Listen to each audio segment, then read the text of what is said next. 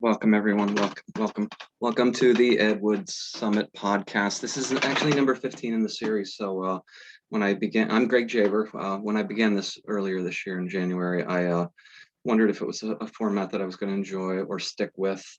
And turns out I enjoy it. I enjoy it very much. Very often we have guests on. I've had a lot of esteemed guests with me. This week I decided I wanted to, after work today, crack open a beer and go through some old paperbacks. We've done that on occasion before. In fact, doing something very similar to what I did in the second podcast way back in January, February timeframe. Way back, so a whole entire 6 or 7 months ago. So what I want to talk about first, though, is this sort of methodology, right? So in that first podcast where I went through, I actually unboxed a bunch of paperbacks that I had bought in a lot on eBay. And so it was the first time I had looked at them. What I did for this week is I pulled a box off the corner of the shelf in the home office and in the TK Peters reading room. TK Peters room at the home office. I pulled a shelf off the box that I got a lot of books on eBay a couple of years ago. So I haven't looked at these in a little while. And at the time, there was a couple of things that were interesting that jumped out at me, but I've been spending a lot more time this year in particular in 2021, more so than ever. I spent, the better part, if you read Ed Wood Wednesdays, articles at Ed Wood Wednesdays, I've been a regular contributor. Joe Blevins's d2rights.blogspot.com, the Dead to Rights blog, a really great pop culture blog with all kinds of wonderful things on it. He began Ed Wood Wednesdays there, blogging about Ed Wood, all kinds of aspects of Ed Wood's life, career, etc., for a couple of years, starting in 2013, before he graciously invited me to begin contributing to the blog. And I spent some time on books, paperbacks back in the day initially, but then I kind of veered off into a lot of different topics. His different people that he worked with, collaborators, different porn loops, I guess, right? Tons and tons of porn loops, trying to ID any little shred of information that could sort of connect the dots to try to tell a story about what he may or may not have been involved in. So the basic gist is probably my basic thrust has not changed very much, which still boils down to trying to, either disprove or disprove Wood that's not Ed Wood that's claimed to be, or find Ed Wood work that is yet to have been ID'd as such. So today we're going down that latter path, which is far more challenging than, as you can imagine, than the former path. Former path, you can go to Google and you can do some research and you can dig a little bit and eventually you might get an answer. The latter path, well, first off, let's talk about adult paperbacks. So yes, I got a Foster's oil can for the fishing expedition today. I thought that would be very exciting. I haven't had a can of Foster's in a very long time. I'm not going to do an Australian accent, but earlier this year, if you had ever checked, hardly anyone ever checked it out, so you did neither. But our sister podcast I launched back earlier this year, Faster Podcast Kill, which reason I mention that is not only because it's the sister podcast, but also because Brian Trenchard Smith joined me there. The great exploitation auteur, famous for his stunts and explosions, worked with all kinds of wonderful people, Sammo Hung and Jimmy Wong Yu. He Glenn Ford and Glenn Ford's later career, Wings Hauser, R. Lee Ermey, so many different people that he worked with in a very lengthy and prolific career. So you can check out that episode of Faster Podcast Kill, where I got a chance to talk a little bit with Brian Trenchard Smith. But he was principally known for what's called Ozploitation, Aussie exploitation from down under. So that's what made me think of it as I sat here and sipped the Fosters. We will hopefully get back to subsequent episodes of Faster Podcast Kill, which are going to have obviously a much broader footprint and not be solely dedicated to Ed Wood. Sometimes I think perhaps Joe Blevins more so than anybody would think. Sometimes Greg, maybe even the Ed Wood Summit podcasts are only tangentially flirting with the idea of being about Ed Wood. Today, I don't expect that we're going to all of a sudden on the spot here, unearth an unknown Ed Wood book in this little box of paperbacks that I'm going to start going through shortly. I don't expect that, not whatsoever, but I want to talk about the winnowing process, so to speak, and just the methodology, the method to the madness, perhaps even better still. Since we're talking about podcasts, and I like to get the sponsor mentioned early on before everybody tunes out. Yeah, I now avail myself of YouTube analytics, so I can see when people commonly bounce out on these things, and it's quite early on, meaning that it's not your cup of tea, which is fine. But I want to make sure, therefore, that you are sitting around long enough to hear the sponsor blurb. So our sponsor is XXX Books. That's TRIPLEX books.com, a great site that's been around since 2008 that makes available for a pittance, just a couple of bucks for a digitized scan of an adult paperback, and they have over 18,000 digitized scans, principally from the 1960s and 70s, even into the early 1980s. Kind of the main run of adult paperbacks when they were at their peak, and really covering a lot of the same time frame as when Ed Wood worked in this milieu. So definitely, if you are a fan of Ed Wood and a fan of his paperbacks, there's lots more to see at XXX Books, where you can get scans again fairly cheaply. I'm going to talk a little bit more about that because there's a piece of that that plays into the method to the madness that I mentioned earlier. So we're going to talk more about that shortly. But also at XXX Books, there's over 5,000 physical copies available at very competitive prices. And I've gotten a few books recently there for a song, much cheaper than I found them anywhere else. And more importantly, late last week, the proprietor of XXX Books, I knew he had a couple of Ed Wood originals, and they're very rare originals. You know, the very first Pendulum East Coast publications that at least one carries Ed Wood's name, Bye Bye Brody. So he sold a copy of Bye Bye Brody, and I told him, I said, "You're giving that away," and he said, "I'm not greedy," and his choice, and very gracious, of course, because some lucky Ed Wood fan got Bye Bye Brody for $29.95, I guess, plus shipping and handling. When you will find it, it's listed now, I believe, on eBay or Amazon or something like that for $300 or $350. The other Pendulum, East Coast Pendulum book, Atlanta Pendulum book, another one of the photo books, very much like Bye Bye Brody in its composition and makeup, is The Erotic Spy, which is dubiously Ed Wood, right? Dubiously Ed Wood. Some people believe it may be, some people, I'm not going to talk about The Erotic Spy here today, but nonetheless, that book also goes for a pretty price in some circles. I saw that one as well just a week or so ago for over $300 or $350. Also on eBay or Amazon or some bookseller site, something or other. But $44.95, you can buy that at XXX Books. It's still available. It was still available a couple days ago. I was actually surprised. I told the proprietor, I said, I think that'll go very quickly too, and didn't quite go as quick as I thought. So I do have a copy of my own of Bye Bye Brody, and someday maybe we'll sit down here and go through it. I was tempted at that price to grab The Erotic Spy, but I've been buying an inordinate amount of paperbacks lately, and I have a scan of the text of that, so I don't really need it.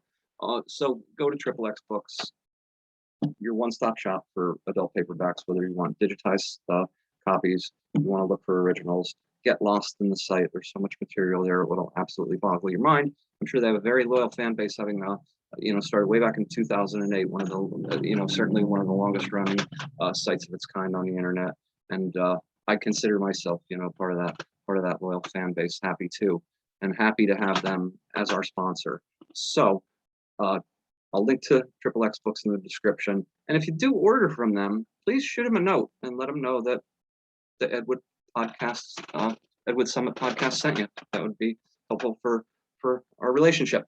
So, and I try not to beg about these things too often, but go ahead and subscribe. Also hit the subscribe button under this video, and you'll generally get any subsequent Summit podcast a day or so before they post, usually at Ed Wood Wednesdays. I'm going to be doing a podcast later this week, and I probably will post that far in advance, but certainly you can get a jump by hitting the subscribe button. And it would be, a token of your appreciation that I would appreciate immensely. So if you like it, if you don't like it, turn it off, right? I'm not here to try to convince you to fall into these rabbit holes of Ed Woodology, not whatsoever.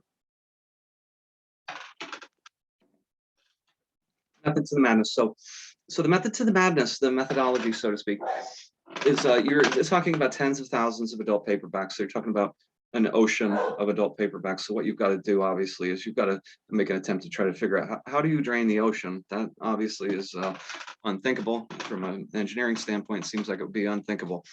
In this case, obviously, it's a metaphor. So the way you drain the ocean is you try to, at least in my mind, this is my methodology, you try to find the right niches within that larger ocean. You start to invalidate so much of the material, thereby draining the ocean, winnowing it down to a shallower and a smaller and narrower pool that you can fish in. So you can go on a fishing expedition and you may even turn something up. By the way, you're probably thinking to yourself, has this methodology ever worked for you, Greg? It seems like you've done this before, and it seems like it's been a bust for the most part. Well, I have exciting news, and I'll say it right now, not getting into it today because I have a little more vetting to do on the subject, but I did mention it at the end of, I believe, the podcast I did, last podcast where I had Jim Ponzolillo on, and we talked about TV Lust, Ed's last known paperback, turning up as a serialized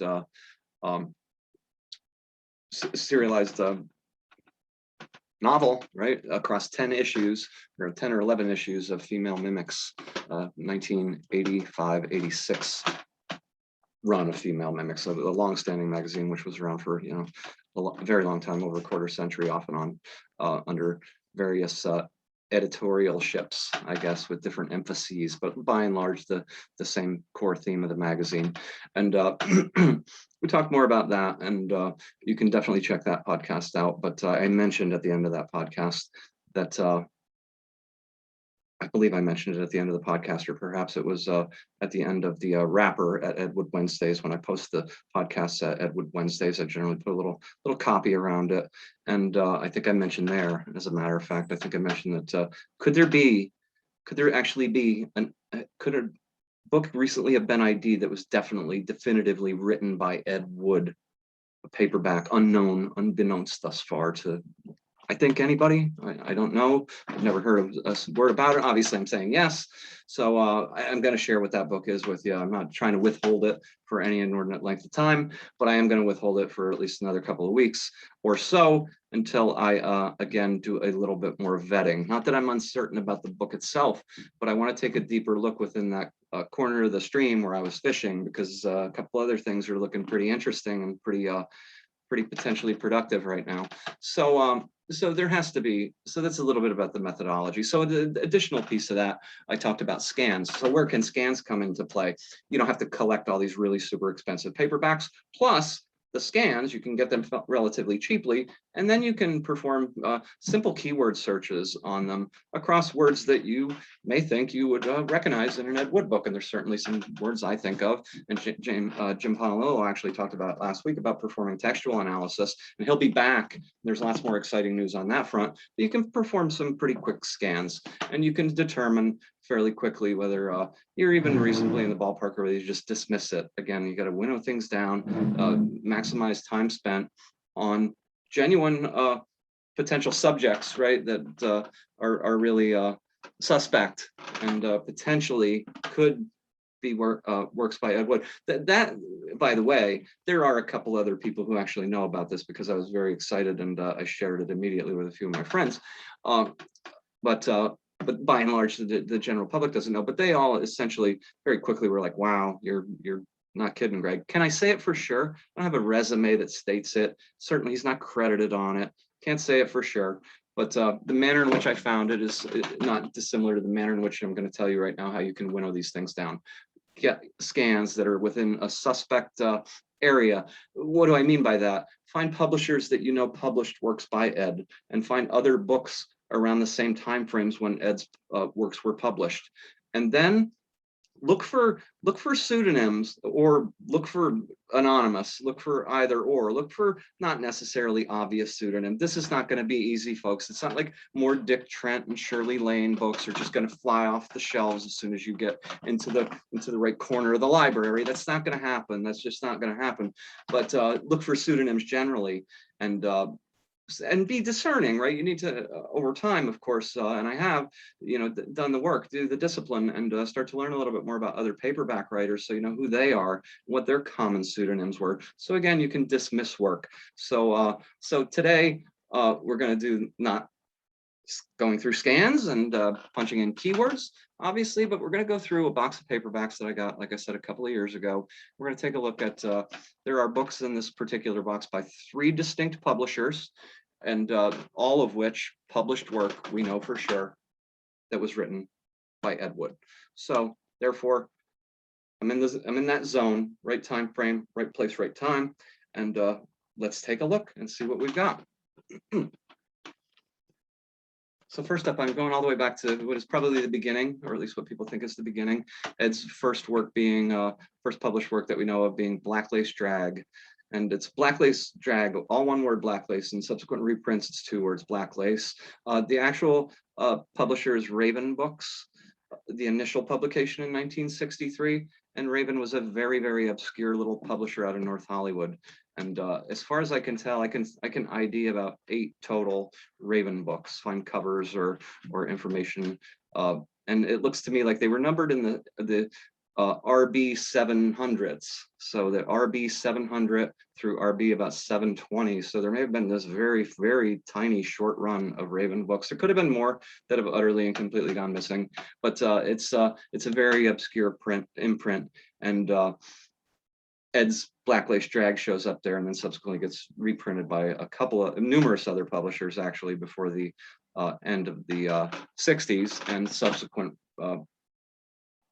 editions have come out, even I believe even a Spanish language translation of what is better known as Killer and Drag, right? The 1965 edition put out by Imperial was titled Killer and Drag, and that's how people generally know of it today, but it's Blacklace Drag. So published by Raven Books. So yes, I'm gonna try really hard to not, again, I'm not real good with, oh, there, for a change, we don't have a whole lot of glare. I'm not getting it up very close, and you're not going to see many of these Raven books. You could see the little raven along the bottom edge, the little silhouette of the raven.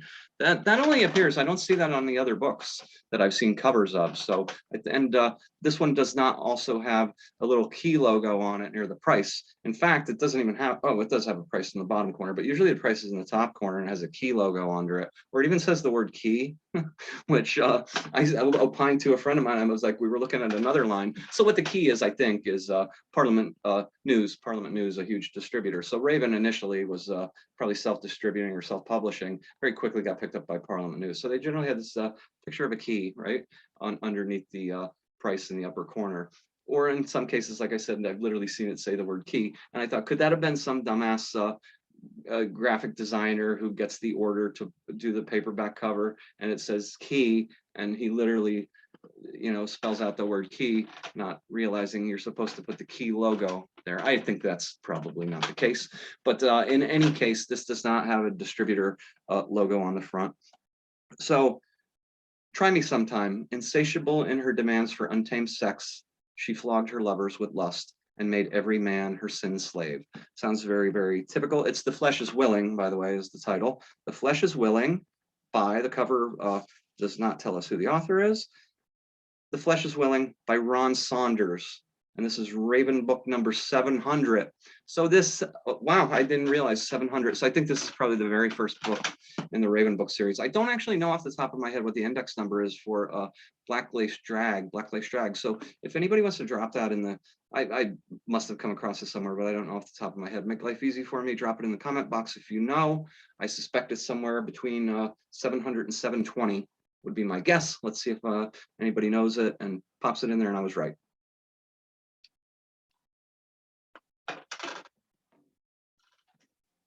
So back covers, I'm going to go through these a lot more quickly than last time because I went on at great length. I want to skip through all this fairly quickly and show you how quickly I might actually in reality dismiss a book.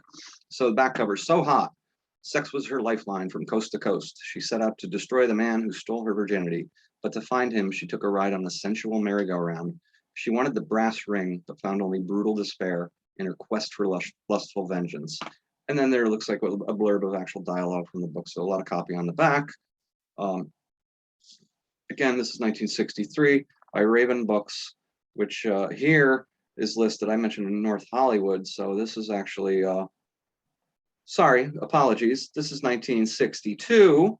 So we start off in 1962 with Raven books. Interesting, right? Interesting.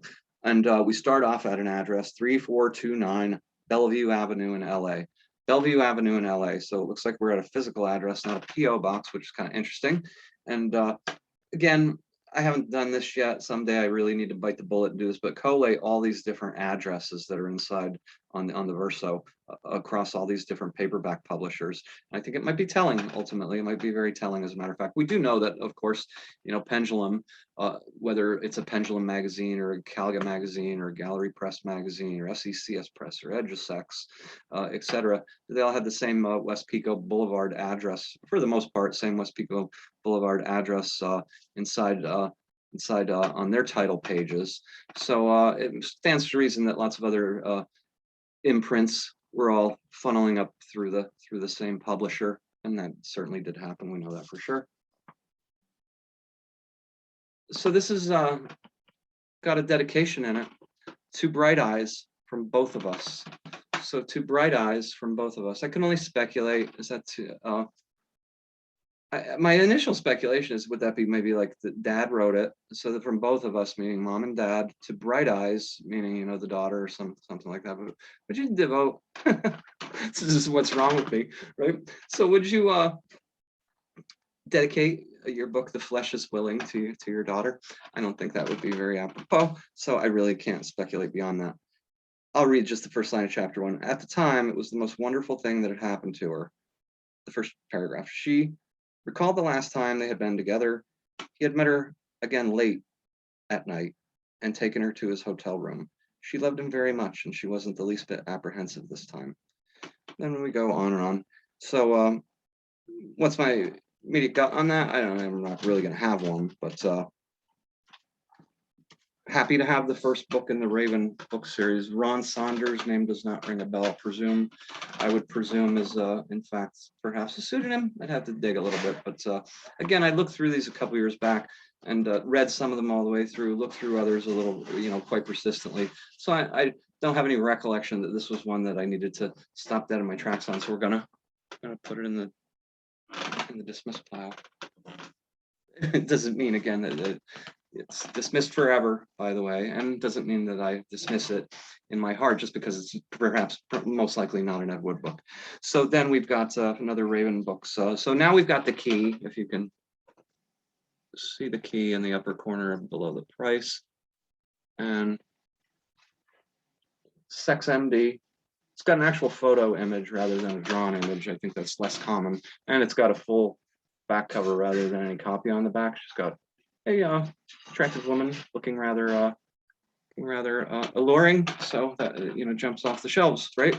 In fact, I believe she does look like the same woman that's on the front, perhaps. Sex MD. So on the inside we get, so on the spine, let's look. It's RB 717. So this is potentially getting near the end of the run for Raven books. It's my speculation that there's only 20 or so of them was right. So this is Sex MD, and it's by Stephen Everly. And all right, chapter 1. For a long time now, Dr. Brett English had convinced himself that his best way to the top in Bennington was over Nola's lovely naked body. That gorgeous, long-legged, big-breasted body was as valuable as a winning ticket in the Irish sweepstakes. And okay, and it's going to get into doctors and nurses, I believe. And again, I'm not going to sit here. Again, I want to move through these a little more quickly because, again, my speculation back in the day initially was nothing there to see. Nothing there to see. Move on. Again, doesn't mean I won't go through these again because you get new data over time based on other data points, and you start to, again, see things a little differently, and you formulate I don't want to say different Ed Wood keyword sets, but new things come to light. Among them, well, I'm not going to get into textual analysis right now. That'll completely take me off track, and we'll never get through this box. So we will be back again on that score. Those are the only couple Raven books I have. Again, happy to have those, but we're moving on now, and we're moving on to actually Pad Library. So we're going to move on right straight through to Pad Library. So Ed wrote quite a few books for Pad Library, generally distributed by GSN. Certainly Pad Library books, later Pad Library books were all distributed by Golden State News, who has the logo of a bear, Golden State. Think about it, the bear. You got it? Okay. The Raven logo is not for a similar reason. I don't think the Raven is the state bird anywhere. I could be wrong. But you see the bear in the upper corner, Golden State News. So this is Chips and Chippies by Ron Davis. Ron Davis, okay. Sounds like a pseudonym, right? Also, you would immediately, Ed Wood fan would go, oh, Davis, right? His middle name was Davis, right? His dad's middle name was Davis. Kind of interesting, right? Real quick, Pad Library, 3 times I believe we have reviewed Ed Wood books here at the Ed Wood Summit podcast, Joe Blevins and myself, and in all 3 instances, they were Pad Library books, Security Risk, as well as What's the Difference and What's After. Check those podcasts out. We go on at great length and get into great detail about the books, very different than just a cursory read through to see if we sense any Ed. These are real legit Ed books that we try, I think, strive pretty hard to try to give you all of our thoughts around in a pretty in-depth fashion. So Chips and Chippies, right off the bat, Ron Davis, okay. Chips and Chippies, that's kind of very old-fashioned language, right? Chips and Chippies, and you could kind of hear Ed writing something like that, right? It kind of, he can get a little flamboyant in his verbiage at times, certainly. And Chips and Chippies, so just saying. Her body was lovely, sensuous, made to delight and please, and she belonged to him. Very nice cover photo there, or rather cover painting, but in any case, the back, read just a bit of the blurb. Her appetite was insatiable, and he was the only man who could satisfy her hunger. I do want you to know that despite Chips and Chippies, so the chips on the back, if you could see on the bottom and the back, so gambling, right? Chips and Chippies, which is great, which is a great title. So and Chips, of course, there's a pun there. Chips the guys, Chippies the girls. Chips being literally if there's gambling in this book. If there is, not always do the blurbs on the front or on the back cover really always even relate to the book inside. In an adult paperback, sometimes they're utterly and completely irrelevant. The pictures, the photos on the cover, photos on the back, or the drawn pictures on the covers, they may or may not actually even relate to the book itself, but in any case, so don't get misled, in other words, or don't really think too much of that. You have to crack it open. So this is copyright 1966, Pad Library, general delivery, Agora, California. I've seen them at a different address, I think a little bit earlier, but that's generally the general delivery address in Agora, California is the address I'm seen most frequently in a variety of GSN books. I think in the first paperback unboxing, I unboxed a handful of GSN books there, and we have a small handful here as well. So there's a lot of, it's Pad Library rather, not GSN. GSN distributed again for other imprints. So Pad Library was reasonably prolific for a period of realistically 66 through 68 is probably the pinnacle of their productivity, but I think they were around a little bit earlier than that, perhaps not much later, if at all. I started an index earlier this year of Pad Library books, and I have to get back to it, but turned out to be, again, a little bit more of a Herculean task than I thought, because there's a lot more of them out there than I suspected. So from the standpoint of the method to the madness, then you would say, well, he's written a lot of books for Pad Library, but you'd have to ask yourself a couple questions. Did he always sign his own name commonly to a Pad Library book? Not at all. He did. Certainly the 2 Watts books and Security Risk, all attributed to Edward D. Wood Jr. But other Pad Library books that we know of that he wrote were not. And so I think it's fair game to say he could be writing under a different pseudonym. Then we have to deal with resumes and documented evidence, different resumes that he wrote. Can we stray that far from a resume? Why would he have not put a book that he wrote on his resume? That doesn't really make a whole lot of sense. I'm going to talk, when I talk about the book that I'm fairly confident is an Ed Wood book that does not appear on any of his resumes, I'll delve into that subject at length, not the topic here for today, but I do have a dawning theory, and is purely theory, but a dawning theory as to why that may be. Chips and Chippies, an original novel by, we saw Ron Davis's name on the cover, and here's how you winnow the field, quite quickly. by Hal Kent. So on the inside, it's Hal Kent. His name's not actually Hal Kent, his name's Hal Cantor. That's certainly the same guy. He wrote for Pad Library at the same time Ed did.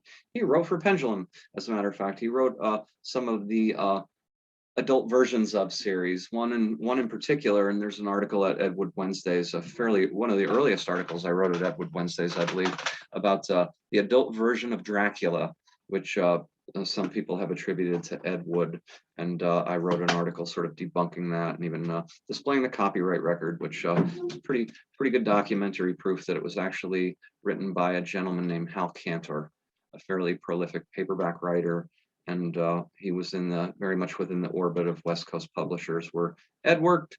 So sounds like a fun book, Chips and Chippies, but we're gonna immediately throw it on the dismissed pile because it's Hal Kent, or Hal Cantor rather. We'll move on. We move on to Pad Library 502. Oh, Chips and Chippies, for the record, is Pad Library 506. I'd have to look at the index numbers again to see when they start and how far they go. But this Pad Library 502, distributed by GSN, and it is Her Flesh is Willing by Buzz Barton. Isn't that interesting? You guys remember the first book that the Raven book? The Raven book, The Flesh is Willing, the GSN / Pad Library book from essentially 3 years later. The Flesh is Willing. I'm being a little facetious. Obviously, that would be a very commonplace way to title an adult paperback. So it's not like I've found some, for a moment there, perhaps you're thinking, he set us up. He totally set us up, and it's a reprint. It's a reprint of that book, and maybe both of them were written by Ed Wood, and the same book put out by 2 different publishers.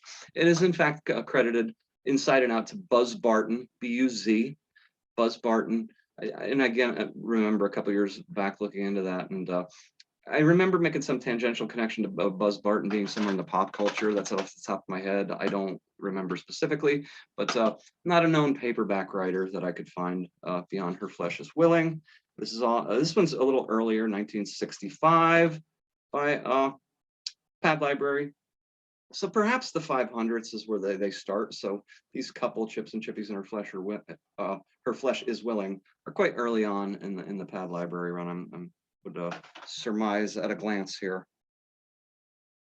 This one has an interesting opening line. Panties are a lady's prerogative. She may wear them or not, just as she wishes. She may choose her panties either on decorative or utilitarian grounds. If the panties are beautiful, then the question is, for whom is the entertainment designed? But if the panties are merely a convenience, only an insipid practical thing, then the question is, why does the lady choose to live so drab a life? And we go into the next, I have to read a little more. Although panties, or rather lack of panties, figure large in the proceedings now to be recorded, the social and ethical roles of these singularly intimate garments really do not concern us overmuch. All right, I guess that's pretty interesting opening, right? I guess if you're an Ed Wood fan, you have to say to yourself almost, you don't go immediately, you don't say, oh, that has to be an Ed Wood book, right? No, I'm not thinking that, not even remotely. What I am thinking, and I do remember even a couple years back thinking, and just moved on to other things and just haven't gotten around to it. So I'm getting back around to it, that this is one worth putting in sort of the consider pile. Keep it in the consider pile. Now we're winnowing down what I don't even know, probably a dozen or so books that we're going to go through here. Actually, a little more than that, maybe 15 or so. And if I can whittle it down to just a couple of books in the course of an hour and a half, I've done yeoman service in terms of perhaps finding real deal Ed Wood. So again, I have to put this in the consider pile. I'll get utterly lost on this podcast if I try to dig into it. But there may be more to report back regarding Her Flesh is Willing by Bud Barton. Her passion was a poison that ate her flesh, and her hunger was destroying her.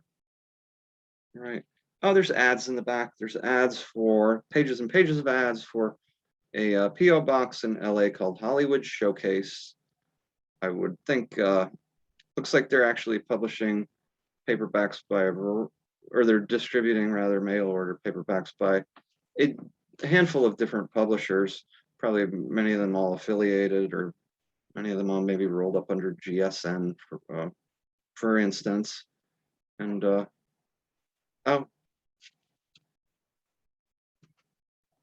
then there's some very, very obscure, very obscure publications here that I recognize from some recent research. In fact, it's a future subject. I mentioned Jim and I working on a project with a couple of other gentlemen. We're digging into a very obscure West Coast publisher, and one of those books actually is listed here in one of the ads. So I'm. So you're probably, Greg, you spend more time talking about what you're going to talk about than what you actually talk about, but that is absolutely subject for another day, and vast subject for another day, as you're going to find out, and a pretty exciting subject, I think. So more to come on that. But Her Flesh is Willing by Buzz Barton, Pad Library, distributed by GSN, 1965. With that opening, that in and of itself, good enough reason for me to spend a few more minutes with that book, taking a closer look. So I'll do that and get back to you if it turns out to be something really interesting.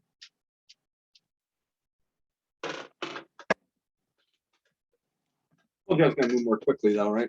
Hopefully that's you're amenable to that. I'm sorry. I want to grab, because there's one more Pad Library. This is when it gets a little bit later, and we've got this little logo, which appears on, the Watts books, as well as Security Risk. Hard to see, perhaps, but it says another Pad Library bestseller. It's a little logo, image of a book open, and PL 526. So yeah, we're getting a little bit later. It is, if you could see it, the Gay Swinger. The Gay Swinger. Can I show that cover? Yeah, her nipple's covered. Actually, I wasn't thinking about that. These are old paperbacks, fortunately, so none of these things are going to offend the contemporary moral standards of people who frequent YouTube and wouldn't watch this podcast in a billion years anyway. So The Gay Swinger, it's by Rick Raymond. I've seen this one actually for sale going. Some Pad Library books, for whatever reason, have a little bit higher price points. I was lucky when I've told you before, I'm stingy as hell. And I got this whole entire lot of books for, I think I paid somewhere probably in the range of about anywhere from maybe $2 to $5 per copy. So I think if I remember, I might have paid 50 or 60 bucks for about upwards of 15, 18 books, however the hell many there were in the lot. It's actually a few more in the lot that I'm not even going to show you here today, because I bought duplicates of a couple of them because they were only a couple bucks and they're in pristine condition. I don't want to sell them or anything, but I thought, hey, if I'm right, that's a very nice little gamble that I've made there, to spend a couple bucks and pick up a couple copies of an Ed Wood book, but again, no reason to think that specifically happened. The Gay Swinger. So book's a work of fiction that has, this is the first one of the three that I just opened from Pad Library that has that little opening blurb that you'll see in some of the Ed Wood books. There's a work of fiction, the editor, blah, blah, blah. The Gay Swinger, 1966. So we're still moving forward. This is PL. Shit, I can't read.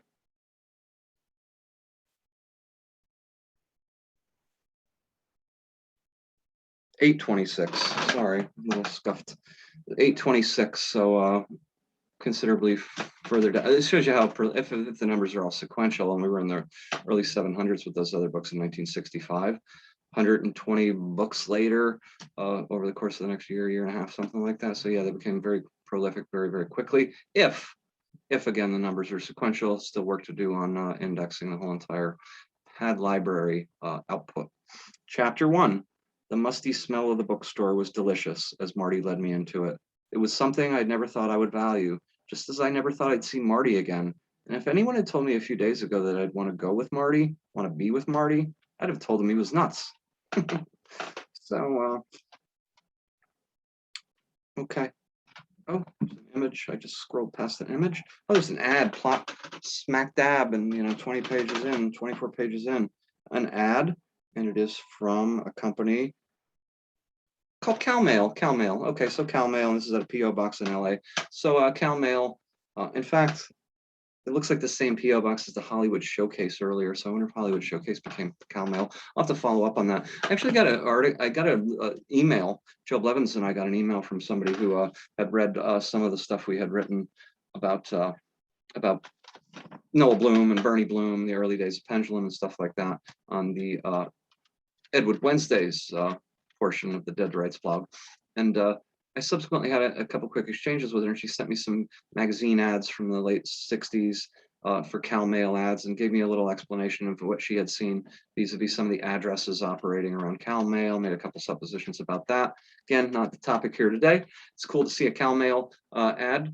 You'll see them in GSN magazines, GSN distributed magazines, as well as these books. I think you'll see Cal Mail ads actually in later Pendulum books as well. So they were, no doubt, if it wasn't the mail order arm of GSN, they were somehow, I would suspect, affiliated.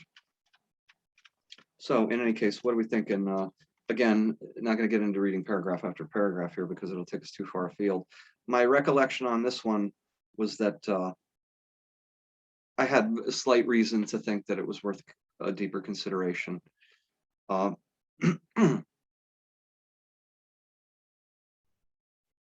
back blurb talks about, a woman, all her auditions wound up on casting couches with men who were like her father or worse.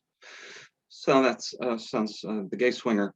I'm going to put that back in the consider pile. For, like I said, it had some little remote piece of my brain, whatever is left of it, is thinking that it was worth, I thought at the time it was worth following up on. You probably think to yourself, well, Greg, why didn't you follow up on it back then? Again, I'm a very disorganized person. I tend to flip from one thing to the next, so it's very hard for me sometimes to actually stick with things. That's been a bit of an albatross hung around my neck my entire adult life, and it's prevented me from doing a lot of things that I otherwise might have done if I'd followed through, exciting things. So that's why I opened this today by actually patting myself on the back and say, so when I started this in January, I wondered would I actually continue, and this is number 15. So I've gotten more forward momentum in my adult life, in my middle age, by researching Ed Wood than I was ever able to establish through my younger years. But then again, there was nothing that quite seized my attention and energy to this degree in terms of an avocation. So I didn't collect stamps and build model trains. I didn't do puzzles. I started, falling into Ed Wood research, and it turned out to be a good hand in glove fit for me personally. So, in any case, that's we're through now the Raven and the GSN titles. We're moving on. I have a string of books. Going to go through quickly from the Triumph News Corporation. So I showed you in the earlier unboxing back earlier this year a number of Triumph News books. So Triumph, of course, published a couple of books we know that Ed wrote, one under his own name, Drag Trade, and the other one, Suburbia Confidential, under the name Emile Moreau. And they were another big, like GSN, Triumph News was a really, really big distribution company, distributed tons of magazines. They were affiliated with others too. Dominion is an imprint, or even a sort of publisher feeding into Triumph News. And they don't seem to have been around for an inordinate amount of time, but during the time frame they were around, they were extraordinarily prolific. And in fact, they might have hit the height of how prolific they were. They had the fiction series and the fact series, so I'm sure gonna see that play itself out here as we go through these books. But the fiction series obviously is going to be just straight up paperbacks with made up story, sex story, whatever the case may be. The fact books can sometimes lean into the direction more of like a socio-sex paperback with case studies, case histories, and things like that. And that was something that transpired during the course of the 60s as these case studies and case histories became more and more commonplace. And reason being, I think they knew, publishers started to get wise to the fact we can get a whole lot more graphic. Everything that I just showed you is fairly quaint in terms of its language. Certainly those Raven books, I'm sure that they might seem less aggressive or less graphic than perhaps, a Mickey Spillane book from 15 years earlier, or 10 years earlier. because they didn't want to get busted, right? So they had to be very careful with the language. They had to be suggestive of sex without getting graphic in any way that would get them busted.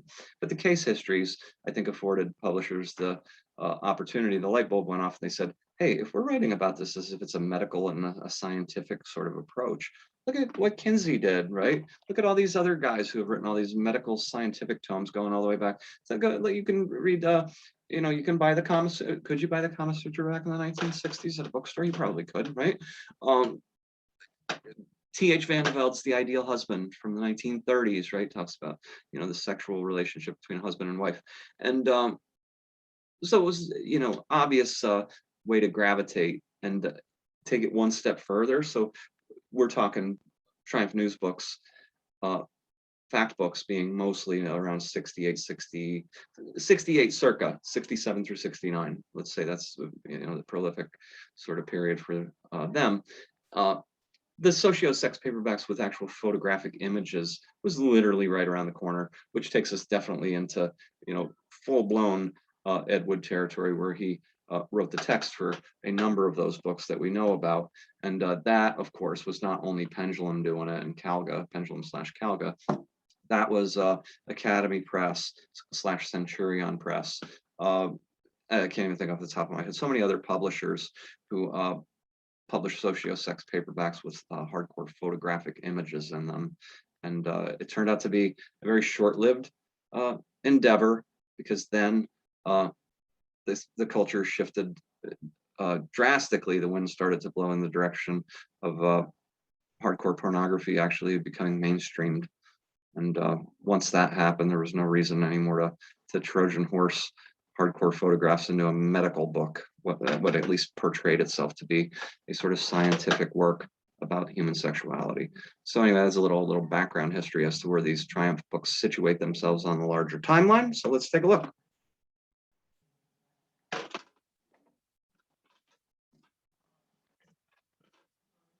Triumph fact book, and curiously enough, I didn't plan this, by the way. You know me, I think, well enough to know if you watch any of these things, I'm not a good planner.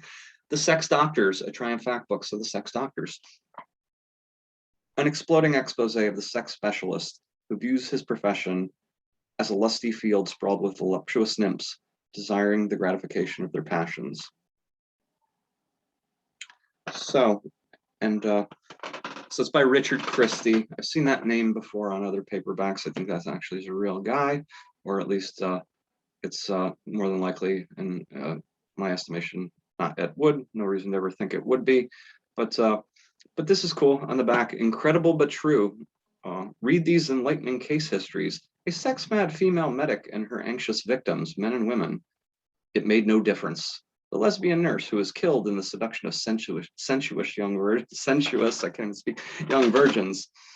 Oh my gosh, I gotta read this. So I'm gonna put this in a third pile, which is read immediately, which is not looking to read to see if it's potentially an Ed Wood book, but read immediately, because then it has, this will again tell you how wrong I am, the gynecologist with a sign on his wall, quote unquote, happiness is a pelvic exam, and never missing the opportunity to prove it. Yikes. So again, how much could you actually get away with when you portrayed it as case histories, right? So the doctor here obviously is being portrayed as the sleazeball, which is kind of interesting. There was a book, I don't remember the name of it.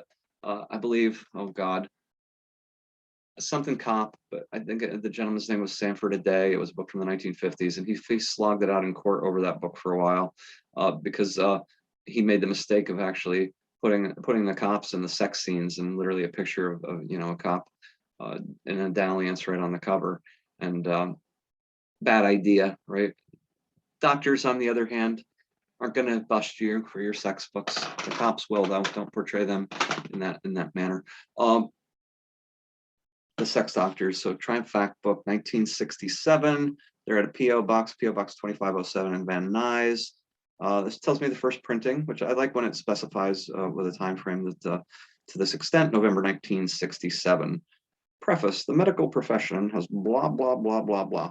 Has long enjoyed a trusted professional asexualism, is the first line. So this book's going to tell you all differently, without a doubt. Richard Christie, I'll take it to be, and I'll take that to be. For sure not Ed Wood, but again, other information could come to light someday, somehow. An original Triumph novel. So this is a Triumph novel, and this is TNC 320, and it's Passion Killer by Jory Sherman. Passion Killer by Jory Sherman. And a little quote on the cover. Nice cover drawing, which is kind of a, oh, it's got an artist name on it. AirTag. Remember in the first paperback unboxing, I came across this name on a cover or two. I've seen it on a few other covers too. ERTAG. I don't know who the hell AirTag is, but I looked at this cover, and before I noticed that it had a signature, and I had not noticed this before, by the way, until just now, that there's another AirTag cover. So you can barely see it, AirTag, but it's a drawn cover, nice drawing, kind of a line drawing, a little more detailed than your typical line drawing. And of course, it's a really cool cover. Her Rape Will Be Avenged by Jory Sherman. So I actually know who Jory Sherman is, and you may also.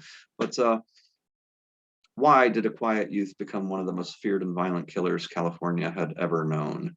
So, yeah, so what year is this, by the way? This is 1968.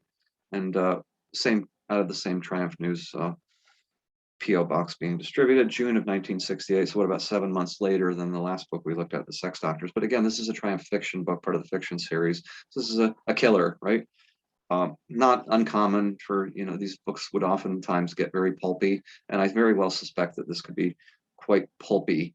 And it opens with a quote from Garcia Lorca, which reason being, and I'll get to it in a moment when I tell you about who Jory Sherman is. That's a very precious touch, right? You're going to quote Federico Garcia Lorca, the legendary Spanish author. You're going to quote him at the beginning of a book about a serial killer called a sex book about a serial killer called Passion Killer, published in 1968.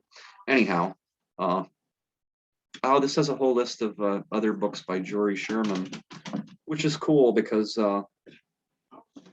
these are all sex books, and he wasn't entirely known for that, at least not initially. Dedication for the real McCoy, whoever the real McCoy is. I don't know. For the real McCoy.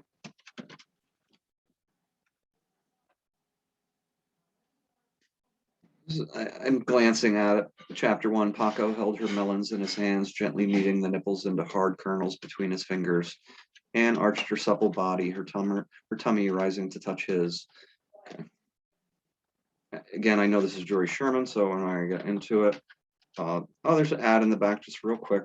It's the Spitfire Book Club. We talked about the Spitfire Book Club in the first podcast, so it's a quasi or pseudo book club.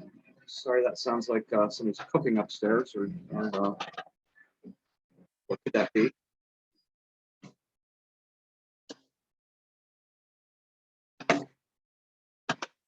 Sorry. Here, domestic activity here at. I was going to say that I'm not in the TK Peters reading room, so I can't say here in the TK Peters reading room. That would be quiet as a mouse. It's drop dead quiet in the TK Peters reading room, but that's not currently where I am. So, in any case,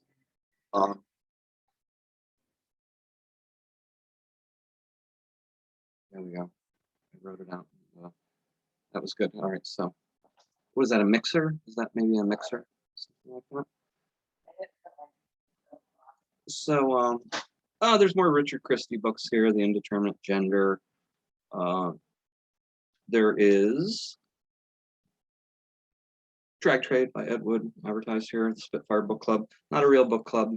Like I said, this is really just a faux. Well, it is a book club, right? It's Triumph's book club, I guess, so you can put it that way. So you order, of course, you pull the page out, you check the boxes of what you want, and you sign that you're over 21. You pop it in the mail to P.O. Box 5207. The Spitfire Book Club in Van Nuys, California. Same address, same as the editorial address in the front of the book. Curiously enough. So, so Jory Sherman. So let's talk about who's Jory Sherman, who wrote Passion Killer. So, early 1960s, Jory Sherman was starting to garner some sort of reputation in San Francisco on the sort of little literary scene as a fairly notable poet. And at this point, some editor of some little literary press mentioned him to Charles Bukowski. And I'm sure you know who Charles Bukowski is. Charles Bukowski, in fact, lives right in Ed's neighborhood at the same time.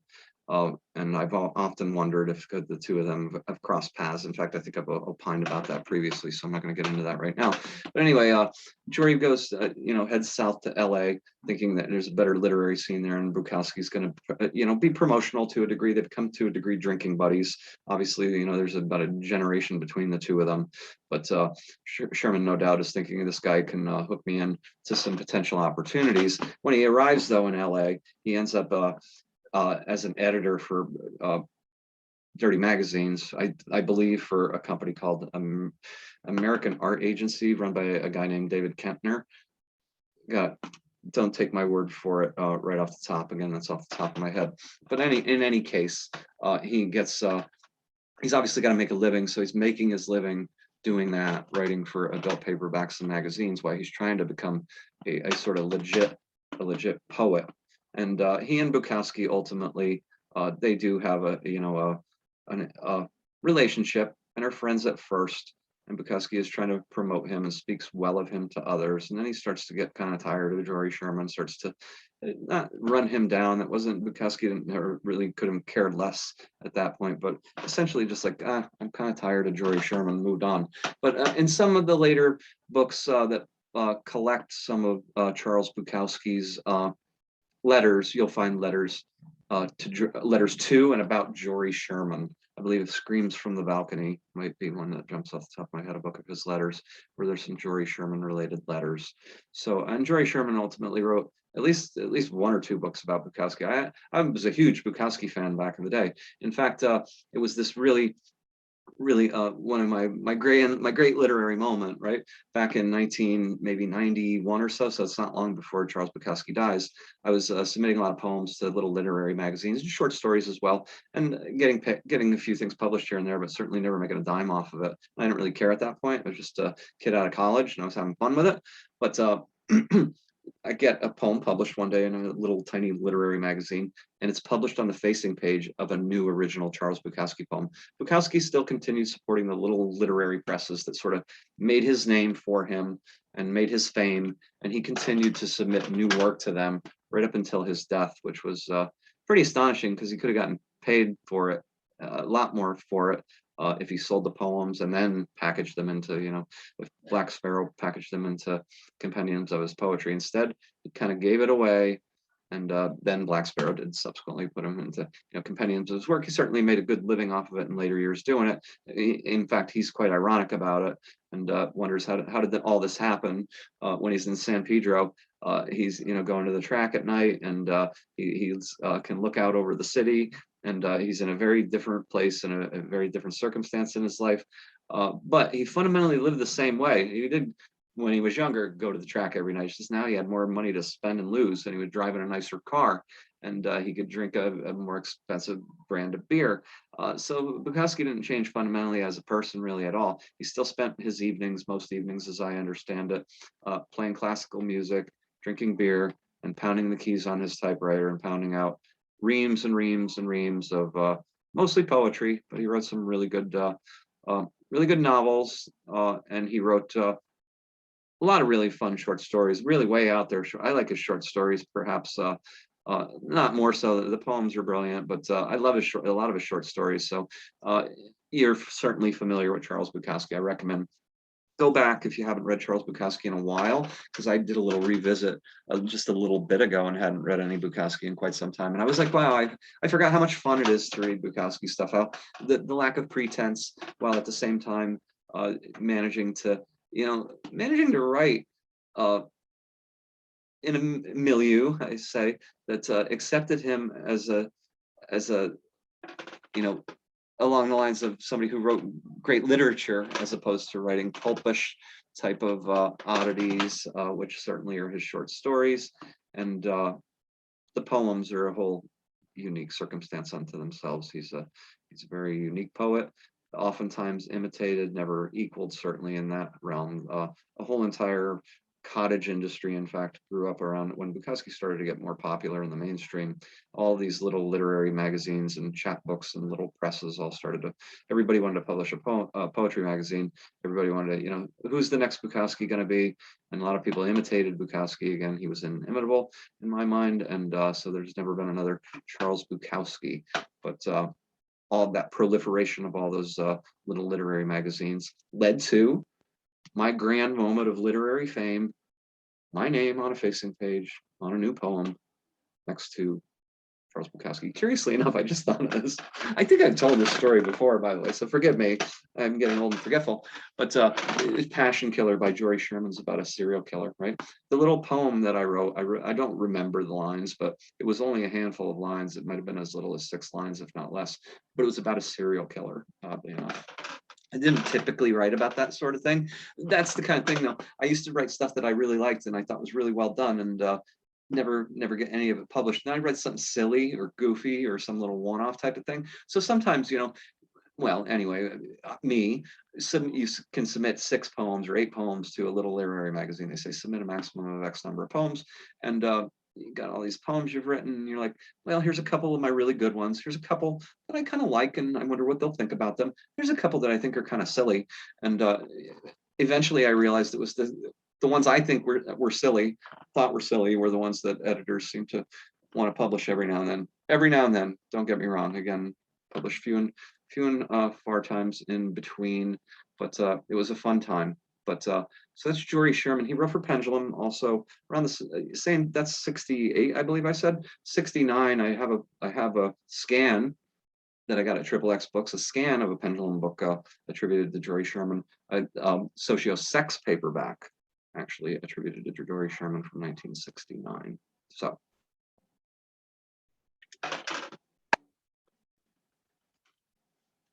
I've got quite a few books in the box here, so I don't think I'm even going to go through all these necessarily. We've been at this for coming up on an hour, and well, I can go through them quickly, actually. All right, a Tryin fact book. So we're into the fact book realm again. This is TNC 111, The Mindbenders. It's got a cool little image on the cover, some kind of mandala-ish gear type of image. The book that shatters age-old myths about drugs and their abilities as sexual stimulants. Drugs as sexual stimulants. On the inside, so it says on the outside by Jonathan Smith, but it says on the inside by Lance Boyle. I've seen Lance Boyle's name on other paperbacks. That to me sounds very much like a pseudonym, right? Lance Boyle, like a joke, actually, like a pun. So I wonder about that. This one's dedicated as well to Rich. We blew some hay together. He kicked from an overdose of H. I wrote this. So he's talking about drugs, obviously. To Rich, we blew some hay together. I mean, hay, I suppose, hay, like weed, like grass, marijuana. He kicked from an overdose of H. That's heroin. It's sad, right? OD'd on heroin. And then I wrote this. So Lance Boyle, if that's his real name, I don't know. But whomever wrote this, and not Ed Wood. I mean, I'm just saying that Ed Wood notoriously was, you know, pretty much a hardened alcoholic. We have evidence that on occasion he may have smoked weed a few times and he really didn't care for it. Can't imagine him, you know, this sounds like a guy in the book, subject to the book's going to be all about drugs, the mind benders. This is beyond his ken, so to speak, at the time. So this is not obviously going to be an Ed Wood book. Will marijuana turn frigid versions into nymphs? Can LSD change quiet afternoon teas into wild orgies? So it's going to go down that path, and which sounds pretty interesting, actually. So, but again, not Ed Wood, so we're gonna toss this one into the no pile. Chapter 1 is about aphrodisiacs. Just a quick glance. Let's see, is there an ad in the back? Oh, it has references for further reading, and it looks like real books. Dell Publishing, Encyclopedia Britannica, the Textbook of Organic Chemistry, plant alkaloids. So this is going to cite a lot of pretty interesting things. And that's one of the interesting things too. You could get away with it under the guise of writing an adult paperback, as long as you put a little bit of sexuality into it, or even the promise of it, or even the mere appearance, some way, shape, or form. The publishers were looking for content, and few of them were actually going to care one way or the other. Were some of them more demanding than others? I believe it was that Greenleaf where they said that you had to have sex. They counted, I forget what they called the index, but every single page of a Greenleaf book, they would look for sex on it, the editor presumably, or publisher. And if it had some sex on it, and again, what constitutes that would vary, especially as the 60s wore on, how graphic things would get. But if there was sexuality on a page, that was, you know, 1 for 1. So you were looking for 50% or greater. In other words, 50% or greater of the total number of pages in the book had to have sexual content on them, at least some mention of sexual content. That's not obviously true of a lot of other publishers, where you can read through a lot of books and you'll be like, when is there, this is an adult paperback?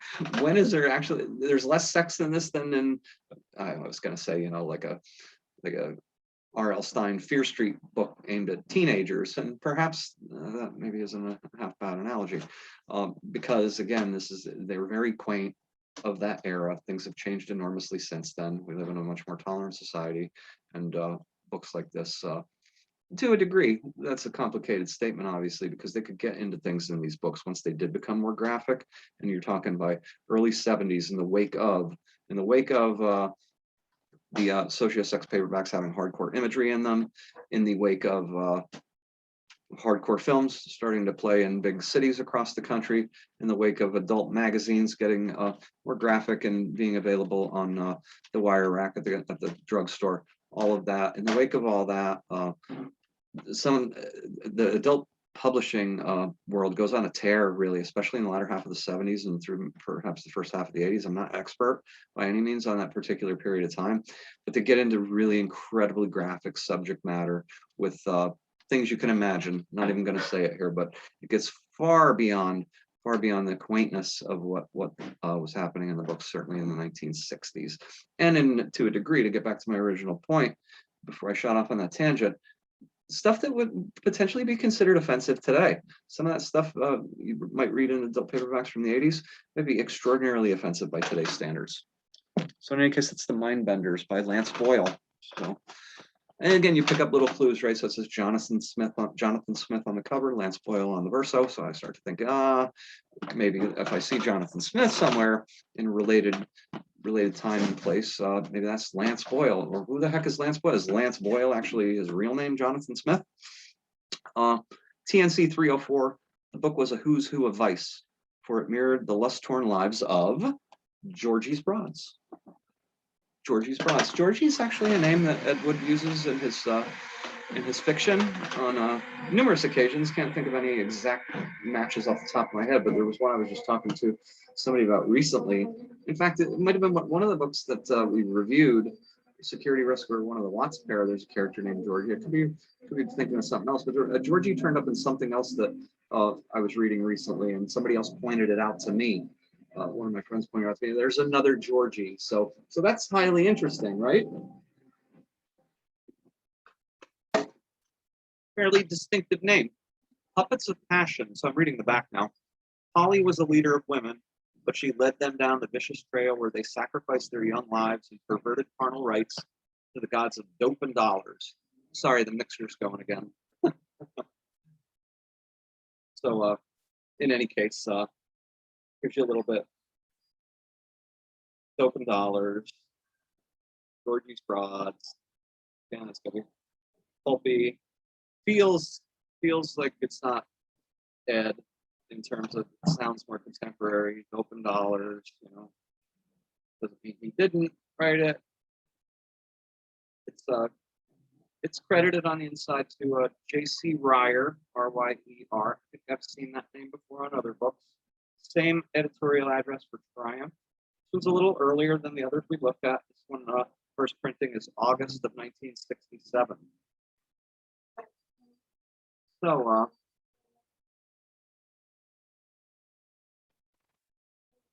just looking at the prose super quick, and I don't remember, again, thinking anything of this. back in the day. But despite what I've said here, that it doesn't necessarily feel, I didn't look closely enough to even get a clue from any textual signatures. But Georgie, again, is something that's come up on my radar now a few times recently. So given the time and the place, let's put it on the consider pile. We've only got 3 books on the consider pile thus far, and we have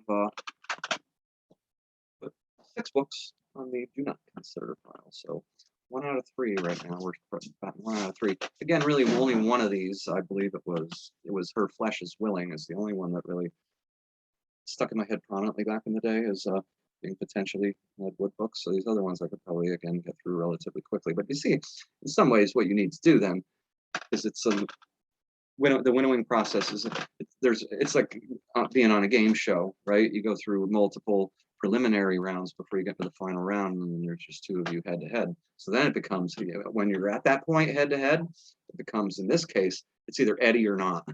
There's a reason I joke about that. I was joking with a friend of mine recently, and I was saying I actually think it would be really cool, although maybe no one would show up, but if I could get people to actually show up for live, I'll do it live here on, I guess, YouTube. I could do it on Facebook. I could do it wherever the hell I want, right? I could do whatever I want to do. I could do a live sort of game show riff called Eddie or Not. And the sort of notion behind it would be very much like a Name That Tune or 25 words or less type of show, where but you would come on as a guest, and you would say to me as the host, you would say, Greg, I can name Eddie or Not in anywhere. I was trying to think rationally, like what's a fair range to try to give you a snapshot of enough text. So I thought anywhere from minimally 6 sentences to 3 paragraphs. So anywhere within that range, you could say I could name Eddie or Not within 7 sentences or whatever the case may be, right? And then I would have, of course, a passage, waiting to read a passage that I would know is really either an Ed Wood book or not, and I would read that passage, and then we would play Eddie or Not. So but drop it in the description box if you sound like that sounds like fun to you, because we'll play it right here on YouTube, perhaps live, and maybe even for prizes. Maybe for prizes. I've got, like I said, multiple copies actually of a lot of these books. You could maybe win yourself some vintage adult paperbacks. So anyhow.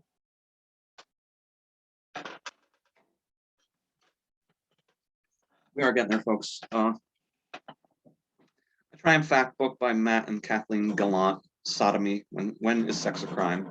Sodomy. When is sex a crime? So yeah, sodomy still, I think, actually on the books is a crime in some southern states, as far as I understand, which is rather interesting, rather hard to fathom. But I can't read the name, but this cover. Yes, I looked at the cover. This is how I'm getting good now, right? At something anyway in this life. Another drawn cover. Look, it reminded me very much of a Passion Killer cover, right? So a drawn cover, colored in, very tiny. It's sort of snaked in there. You can't see it here, but guess who painted this cover? This cover, AirTag. It's another AirTag cover. So now I obviously was a little fascinated by who was this AirTag character who drew so many covers for Triumph News. So anyhow, Matt and Kathleen Gallant. I saw the name Gallant actually in one of the other books when I was looking at the Spitfire book club listing, a different title. So would take them to be, I don't know, Matt and Kathleen Gallant. That's the whole idea behind like the couple, Masters and Johnson, for instance, right? Or the Kronhausens. You think of these couples who were sexologists, sort of self-styled sexologists, and maybe Matt and Kathleen Gallant were that, or somebody was trying to evoke that idea by adopting a pseudonym of a pair, a couple, a husband and wife, presumably. So 1968. It says copyright 1968. A lot of these don't actually have a copyright symbol, but it's copywritten to them. So this covers bestiality, pederasty, pedophilia, the sodomy laws, sodomy and marriage. I didn't name all that. That's a handful of the chapters, but the word sodomy triggers a variety of responses from different people. Sounds like it's going to be an interesting book. So it's clearly a, oh, it's got all kinds of laws, state laws that are all, you can't really see it, but you know, Alabama, punishment of crime against nature. Any person who commits a crime against nature, either with mankind or with any beast, shall on conviction be in prison in the penitentiary, 2 to 10 years. That's Title 14, Section 106 in the state of Alabama. So that's a state law throughout. That's going to be pretty interesting to look at. But again, we'll put that on the non-consider pile. It's not going to be Ed Wood. Michael Gantry, the virile male. This is TNC 115. Fairly early on. So what are we going to say? 1967 inside. It's going to tell us 1968 actually. I'm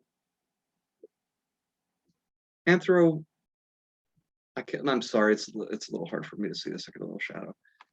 Anthropus erectus at his best is a virile animal, and nothing exemplifies his virility better than an erect penis. So, virile male. So get the gist of that one. The virile male gives the answers to a man's most potent problem. Detailed case histories. Now we're going to talk about everything, right? How a man of 70 can have the potency of a 20-year-old. The man in the pink lace panties. The man in the pink lace panties. Males obsessed with fellatio.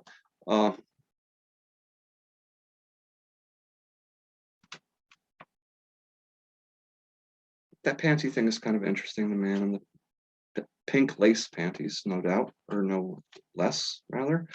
We do have a bibliography here at the end that goes into, again, some actual straight up books. Albert Ellis, yeah, we get some of the classics are being quoted here. Masters and Johnson, I had just mentioned some Masters and Johnson. Kinsey, I mentioned Kinsey.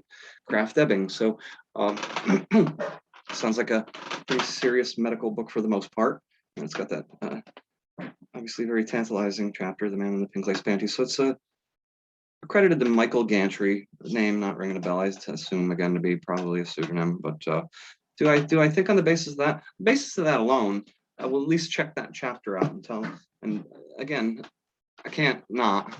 You understand if you're. Does that mean it's everything that's ever written about a guy wearing pink lace panties is going to be written by Ed Wood? Far from it. Absolutely far from it. But it's worth considering. So it's therefore in the consider pile.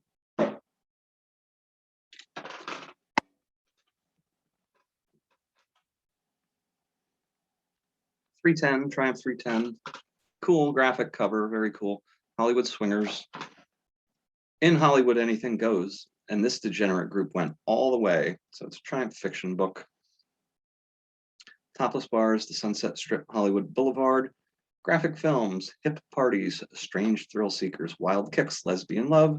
Gigi was eager to experience the weird intoxication of erotic aberration. Lesbianism. She's plagued with the fever. She's plagued with the fever of lesbianism.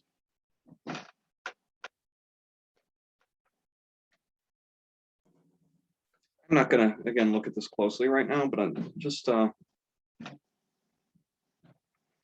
Robert Elder, who this is credited to, both inside and out. And that name sort of rings a bell for me, and I don't know why, off the top of my head.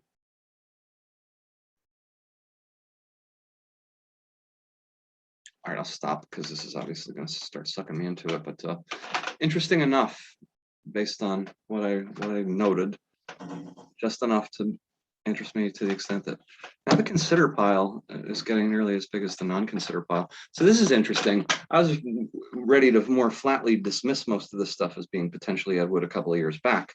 And now a couple of years later, after I've availed myself of a lot more of Ed's work, really thought a lot more about it. I've talked to a lot of other people, really started thinking about, you know, the texts and the keywords and even beyond that. And so now I'm being more broadly inclusive. Doesn't mean that there's Ed Wood in any of these books, by the way. What it does mean is that I have more work to do, really more work to do. There's just a handful more to go here. So I'm going to blow through these really quickly because is homosexuality becoming normal? It's called The Changing Sexual Deviant. It's by, if you can read it, Lance Boyle. So this is TNC number 119. So what was the other Lance Boyle book, right? Do you guys remember the Mind Benders, right? The Mind Benders. So that was about drugs, you know, could drugs be a stimulant? So this one is a Tryin fact book as well. So yeah, changing sexual deviance. So just looking at it really quickly, it looks like case studies. Again, I can't that quickly absorb all of it, but so here's a little gambit for you. There's a little trick of the trade, a trade secret, as Ed might have said. This is a trade secret. So Lance Boyle, Ed Wood not have written the Mind Benders. Therefore, we can dismiss Lance Boyle. So we got Lance Boyle credited for the changing sexual deviant. Therefore, we can dismiss the changing sexual deviant.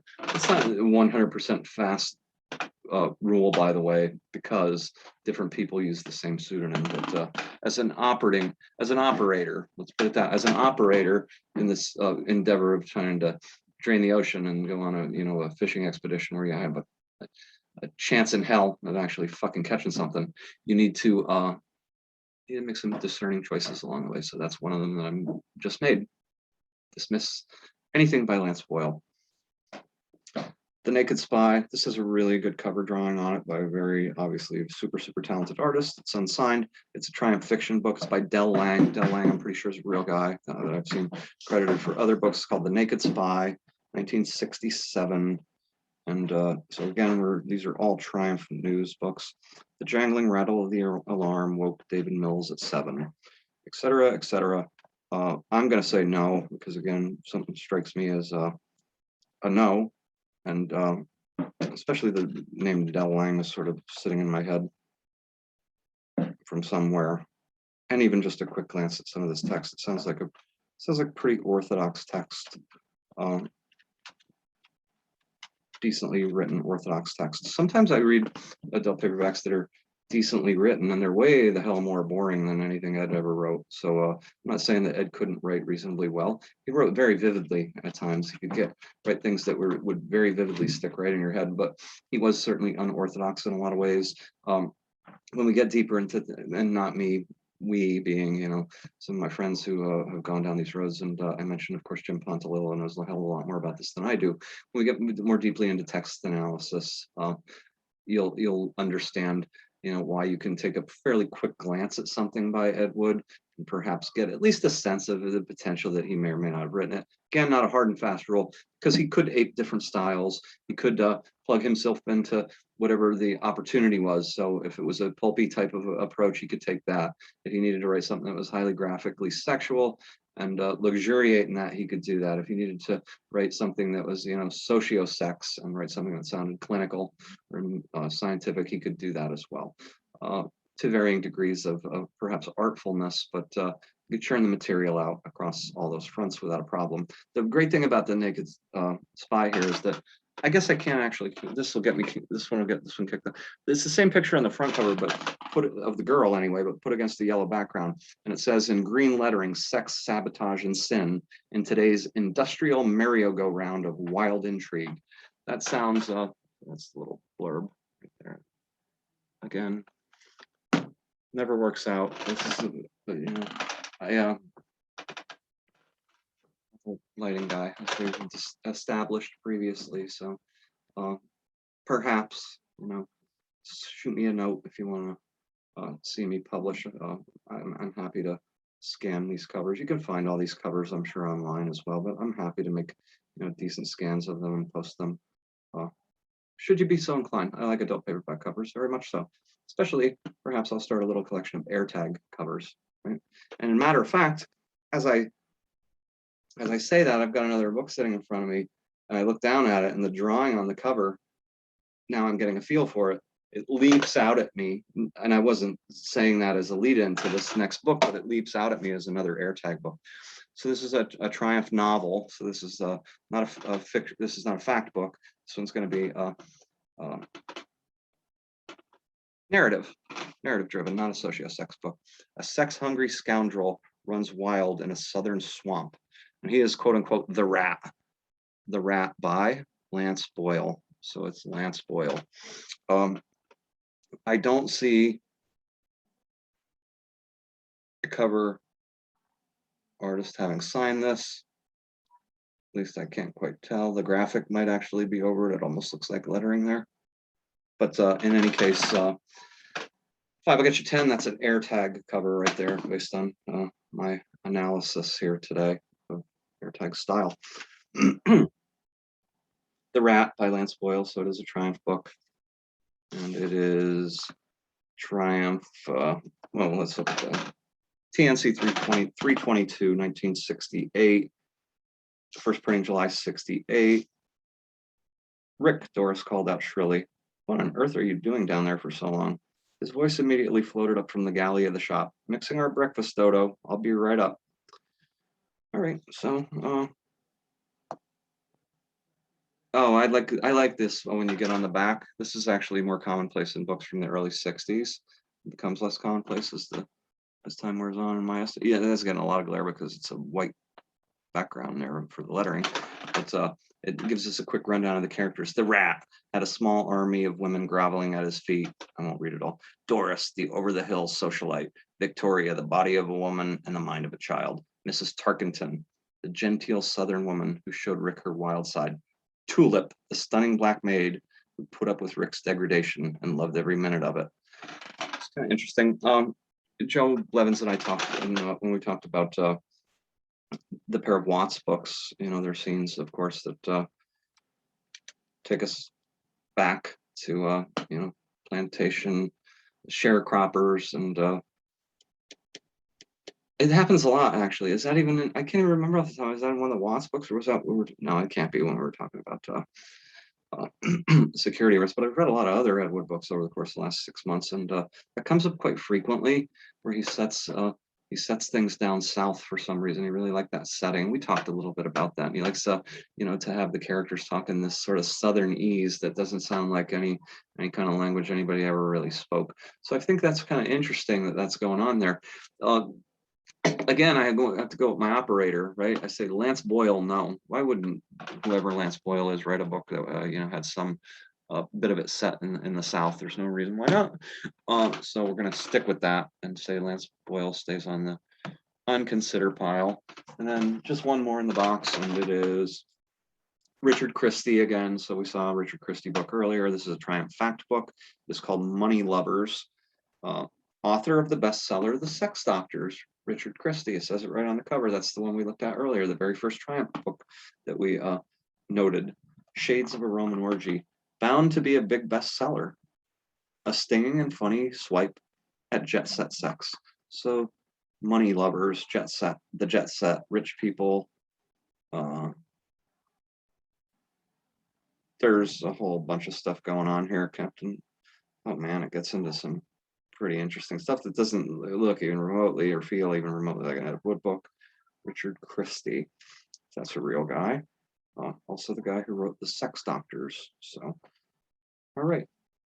And just super quick, there is the Spitfire Book Club ad in the back once again. And that's interesting. Of course, so it's got Drag Trade listed as well. So you can't say there's been no Ed Wood here whatsoever. We've seen quite a few books actually that have ads in the back of them for an Ed Wood book. I didn't look closely in the GSN books. There, like I said, there was pages and pages ad from, I think I said Hollywood Showcase, or even the later ad for Cal Mail, right? Didn't look closely, but there could be other Ed Wood titles lurking in those ads. But certainly some of these Triumph books do have an advertisement for Drag Trade. Probably if I look closely, there's a couple pages of ads here. I've seen advertisements also for Suburbia Confidential, and different advertisements selling paperbacks, either through the Spitfire Book Club or through, you know, bigger distributors who distributed content from a whole bunch of other publishers. Triumph, of course, was a pretty darn big distributor. Maybe not quite the behemoth of somebody like GSN, of Golden State News, who produced, among many other things, the Pad Library series. So anyhow, that's Money Lovers, and put that on the dismiss pile. So I ultimately came away from this. Okay, so let's do a quick count before we call this a day. 1, 2, 3, 4, 5, 6, 7, 8, 9, 10. I dismissed 12 books, and I included 5. So I've got 5 books to take a closer look at, and I will. And if anything really fascinating or interesting comes up vis-a-vis Ed Wood, we'll certainly report it back here at either the Ed Wood Summit podcast or at Ed Wood Wednesdays, the Ed Wood Wednesdays portion of the Dead to Rights blog. d2writes.blogspot.com. Joe Blevins' great blog. And so call it a wrap there today. I hope you found this interesting. So again, that's a little bit of my thought process as I go through this, trying to, again, winnow these things down. And you may be saying, yeah, you strike out pretty persistently, Greg. But a couple of things, being stingy. First off, a lot of fun, quite frankly, to be able to collect all these paperbacks for so cheaply. Again, I think I got, what is this, 18 books, 17 or 18 books. And I got them, if I recollect correctly, it was maybe like $55 or something like that. I've gotten lots of books for even considerably cheaper, and they're mostly in absolutely pristine condition. There's a couple really, to my mind, really stunners there, which is a couple of the Raven books. The Raven imprint is extraordinarily obscure, and Black Lace Drag, I don't know of any. I'm sure maybe I know one or two people who maybe even have a copy of the original version of Black Lace Drag. Be careful. Sometimes people list the Raven version of the book, and it has one of the later cover images on it. You're looking for the Raven book. Is a very plain image of a woman, and in the background there's another woman lying on a bed. So it doesn't really evoke the notion of Black Lace Drag at all, and I don't think that cover has any sort of copy really or anything on it other than the title Black Lace Drag. So, and maybe very little bit of copy like you might see typically on a Raven book, but hard one to track down an original copy of in its original incarnation, Black Lace Drag. So coming up in a few days, actually, I'm privileged. I'm going to have a guest here at the Ed Wood Summit podcast who's going to talk to me about, we're going to talk about, he mentioned to me in a conversation, he's an Ed Wood fan, and he mentioned to me he's also an actor and has made some independent films. And I'm not going to say who he knew, but he's one degree of separation away in terms of his working life from Ed Wood. So we're going to talk obviously about that. A real huge resume of parts that he had across many things in Hollywood for the course of decades. So it should be a really fascinating conversation. But he said to me in a conversation, he said, you know what I'm interested in? I'm interested in, the struggles of what it takes to try to be an independent filmmaker. And as soon as he said that to me, I asked him immediately, I said, you should come talk to me about that particular subject at the Ed Wood Summit podcast. That was some months back when I had asked him that. And I finally am following through and getting together with him in a couple of days. So you can expect to see that. So again, subscribe, and you're probably going to see that one pop up long before we get to, not this Wednesday, but next Wednesday. And there'll be more to come after that. Like I said, we've got a couple of big reveals. The project itself, the first podcast related to the project that myself and a few guys are working on, trying to ID Ed at a publisher that we never really thought he worked for. Minutely rumor mill stuff way behind the scenes and very unproven to a large degree. So talk about that. But then equally as important, the big reveal is forthcoming shortly, where I'm going to reveal what is a slam dunk, an absolute slam dunk, an Ed Wood book that you didn't know he wrote, and neither did I, as little as a week and a half ago. And again, no documentary evidence to say to ever say definitively that I can absolutely 100% prove that. But I'm going to make the case, going to make the argument. And if you are a more than casual Ed Wood fan who has read a decent amount of his paperbacks, I have a strong feeling that you're very likely to agree. So I'm happy to share what I think, and then you can decide. Perhaps again, we'll play some rounds of Eddie or not, if there's any interest in that. I think that would be a whole hell of a lot of fun. And then there'll be more here, certainly at the Ed Wood Summit podcast. As always, I've gone on at great length, and I appreciate your time. I appreciate your interest in Ed Wood, and certainly I hope you found this information entertaining, perhaps even beneficial. And have yourself a great night, and we'll see you back. Thank you.